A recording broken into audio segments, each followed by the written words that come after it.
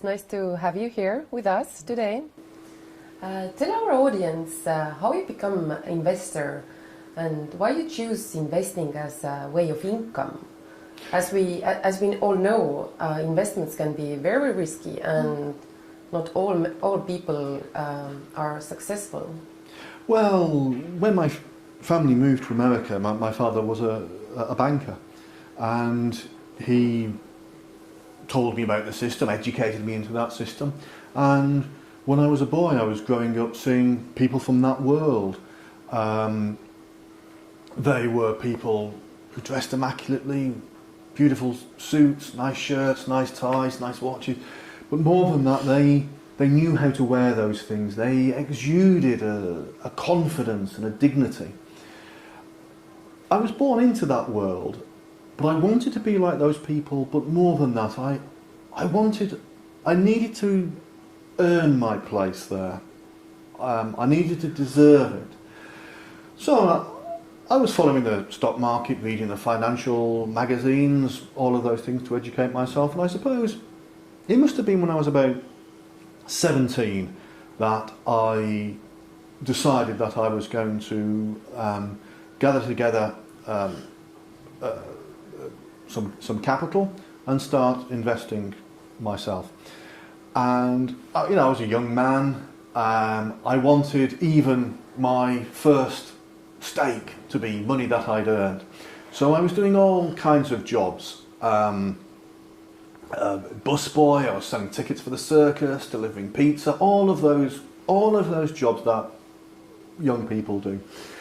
And I got together, it was about $4,000, which in those days, it wasn't a fortune, but it was a significant amount. And I invested it. And from that investment I was able to pay my way through college.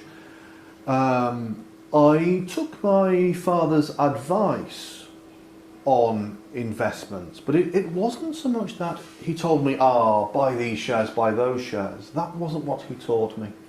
It was the methodology. You asked about risk. An investor isn't a gambler.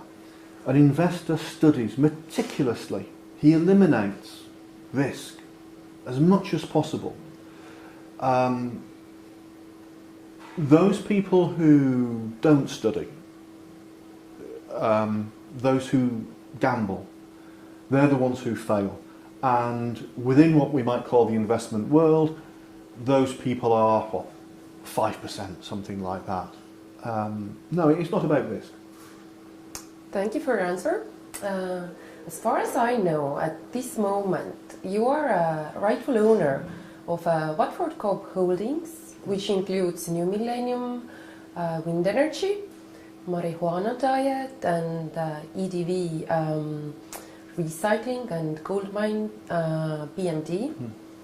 All of these companies are operating in very different economical sectors, also different countries. Which of these companies these companies is the most successful and why? I mean, just now I couldn't say that I have a favourite. It's not like that. And as you say, they are operating in different countries, different regimes. They have different structures, and they are exploiting opportunities in completely different fields. Each of those four, over the next decade, next 12 years or so, what might say medium term, they are looking at almost unlimited opportunities for growth and increased earnings. So I wouldn't like to say now which one I predict to be the most effective over that time. We'd have to look. You'd have to come back and speak to me again in maybe 10 years' time, and then we'd know. Are you currently considering new directions, and what are your plans with the holding itself? Well, all the time I'm meeting people who are offering projects. They're seeking investment all the time. But not long ago, Kickstarter enabled people looking for investments for startups to made the whole process much, much easier. But we're a little bit different. We're not looking to make new startups or to find startups. What we're looking for are people with a proven track record, proven capabilities, and an existing opportunity that they're already exploiting, but just need that investment. A good example would be New Millennium Wind Energy. They came to us with what they called first ever turbine. A new project. It's a particular kind of turbine that can exploit a new opportunity because it can be deployed almost anywhere, particularly in crowded urban environments. So it's a very good project because, as you know about electric generation, the closer you are generating to where the electricity is going to be used, it's instantly much more efficient because you're not losing electricity and resistance in long, long wires. So that's the kind of model. A couple of days ago, I did meet someone who's got a very interesting business in artificial intelligence. But I think we need to leave it a little while before I can say anything definite about that. You'll have to come back in a while before we've got any news on that one. Tell us about New Millennium Wind Energy. Well, it must have been about 2013. Yes, it would have been 2013. I met Drew Tucker, and Drew Tucker is quite a guy. I know it was that date because the reason I met him was that he had this big project he was looking to complete in Kansas, and at that time the state had withdrawn subsidies and support for wind energy and renewables and alternative energy sources. So he was looking for a conventional investor to enable him to complete this project, and it was a good project. And Drew Tucker, he is a great engineer. He is one of the world's greats. He was leader in the Atlas space rocket project and on B-2 bombers. But that is his sphere of excellence. He's an engineer. He's not a great business manager. So what we were able to do when we invested in his business was to bring in a team, to give him a team of experienced and competent managers. And now it's Calvin Cooper who's heading up that team. And he's brought that on tremendously. It's been great growth. We're not into retail sales anymore. What they're doing now is much larger project, installing significant, big power plants around the world, not just Kansas, but globally. You have purchased also EDV recycling company, which collects ocean plastic. So it's actually showing your interest in environment. How do you, what do you think about oceans pollution?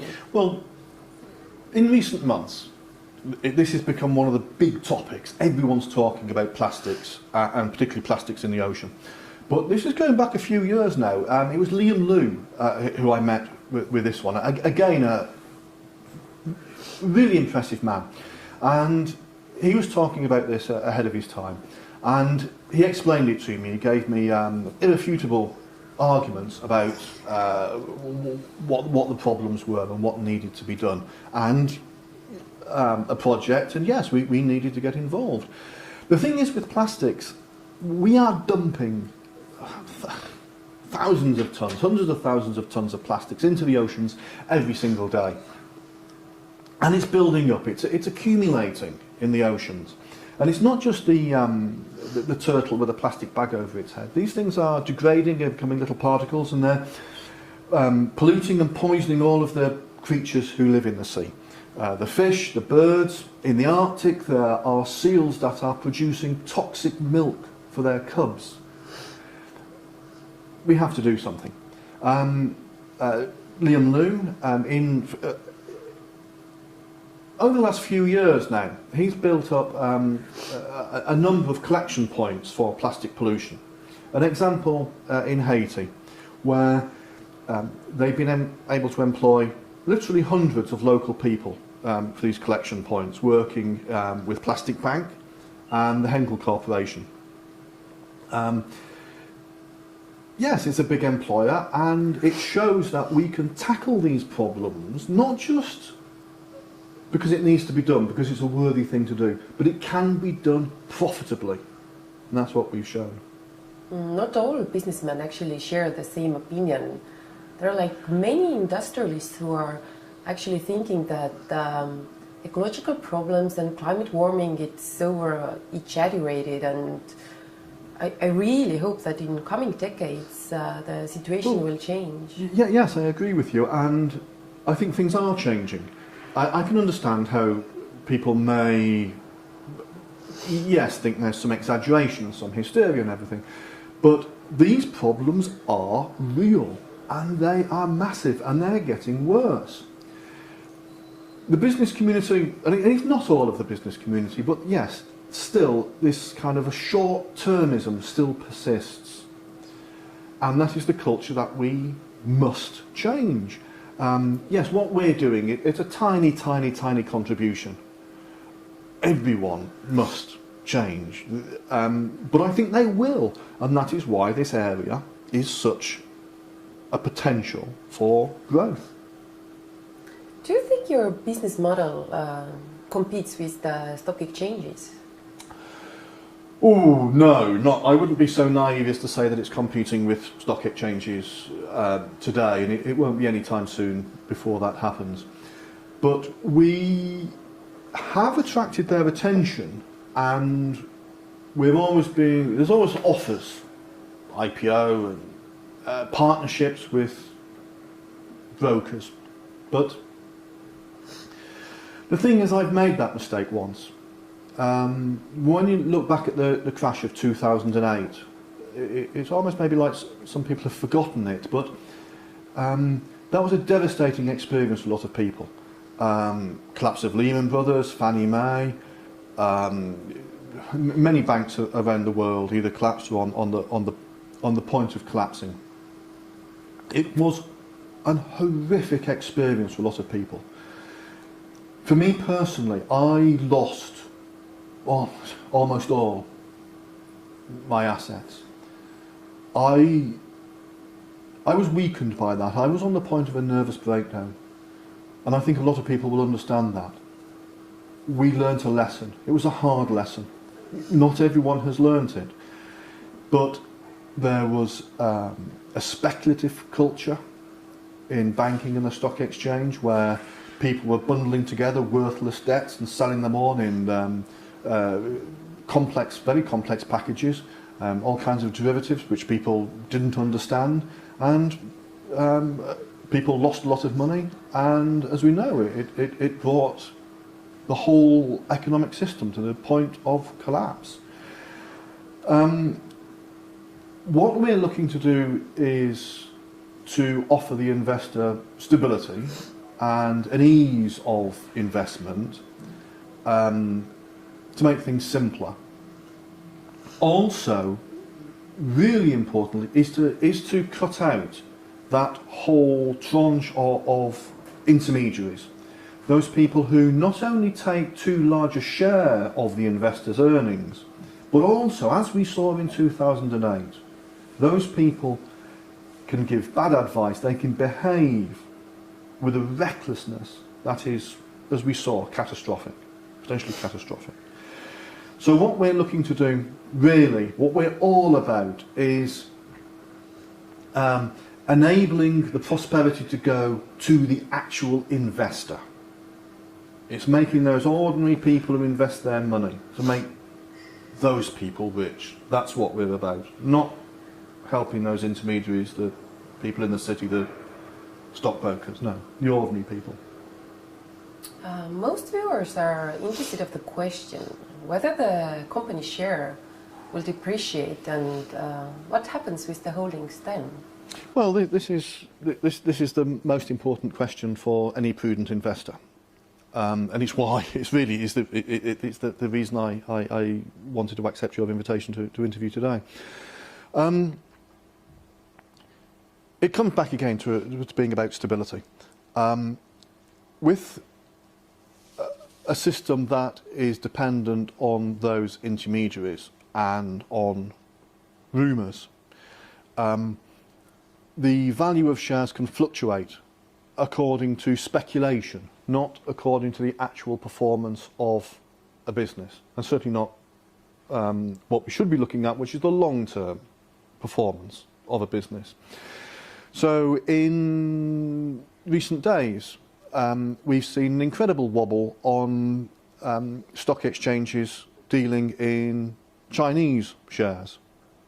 Just the last couple of days it has recovered as people have understood that those almost hysterical reaction was inappropriate. There has been a correction, but it's not always like that. One of the big problems that real businesses, relatively small businesses who are looking for investment face is a kind of a parasitic speculative investor. The classic example you'll learn about at university when you're studying these things is you have, say, $1 million of investment from various people. You have a share value of $1 million and you go and buy a ship for $1 million. Richard's shipping company. But then a rumour will start, an instability, totally unreal. What it means is that your share price will go down. Maybe it goes from a total of $1 million to only $250,000. And then some raider, some hostile bid will come in and buy up those shares for $250,000. He then owns Richard's ship. But Richard's ship is still worth $1 million. So he closes the business down, sells the ship, makes an instant tremendous profit. But the shareholders and Richard have been robbed. That is what we're trying to get away from with the platform and our model of real investment. How can you evaluate platforms' work, and are you satisfied with the results? Oh, yes, satisfied, yes. The results have been greater than we expected. You see, when we started this, the models and the predictions were based really on the US market, just the US market. That's how we based our calculations. But it has expanded outside the US as other people have wanted to invest. As maybe you might expect today, which you wouldn't have expected a decade ago maybe, Brazil, Indonesia, Mexico, investment coming from those places.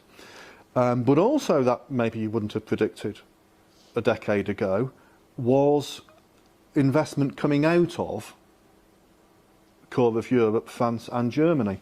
And also, of course, increasingly Russia, important source of investment. So I wouldn't have expected that, but of course, now that it is happening, we're flexible, we modify, and Europe and Asia are important growth areas for us.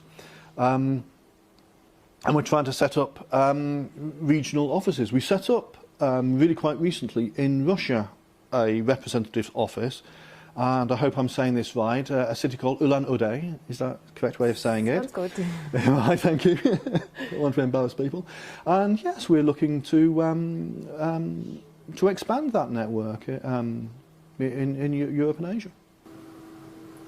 How public are you? Ooh, well, within our world, I have a lot of meetings. I need to meet the employees, our people. You need to do that to keep in touch, to know all of these things, what's actually happening on the ground in the business. But also shareholders, of course, meeting those people, and I'm meeting all the time people with businesses who are looking for investment, that potential of growth that we've talked about. But I'm, how shall I say, well, so over the next 3 or 4 months, I'm totally booked up you know, I can't make any more appearances of anything. When I look back over the last year, I've taken 150, 160 flights, something like that, and visited 11 countries. So it's been very busy, that. But I'm not one of these people who allows his secretary to make my opinions available to the press or anything like that. And I don't have a Twitter feed that's there to be exploited and interpreted the way, should we say, some politicians might do.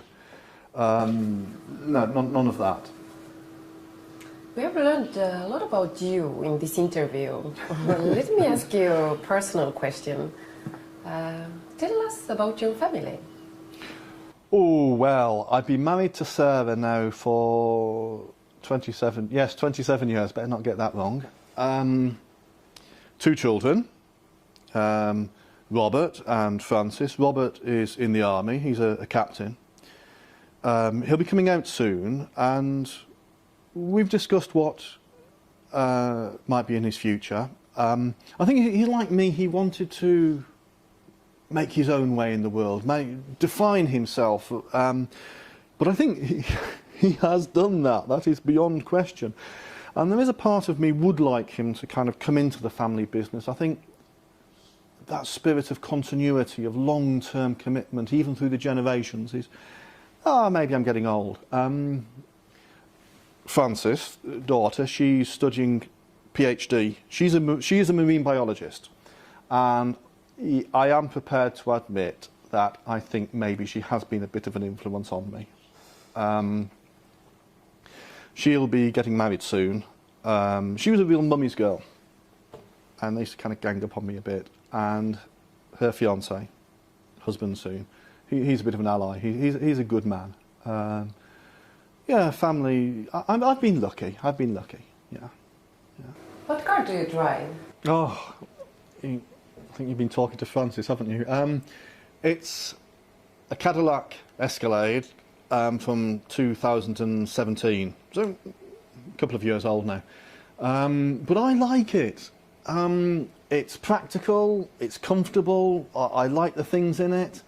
I had one before, the slightly older ones, which was a hybrid. This one, you can only have a petrol engine. Next car might be whatever environmental car is available, but I'm not one of these people who changes his car every few minutes. I drive enough hire cars when I'm travelling around. No, it's a cosy car, I like it, you know. All right, thank you for sharing your experiences with us. I know that you're a very busy person, and I really enjoyed having the interview with us. No, it was an absolute pleasure. I enjoyed it. And it was a good opportunity for me to be able to speak, and for our investors to see a conversation without it being mediated through, you know, Twitter or the media or something like that. So it was I enjoyed it too. Maybe do it again sometime. Sure. Bye-bye. Thank you.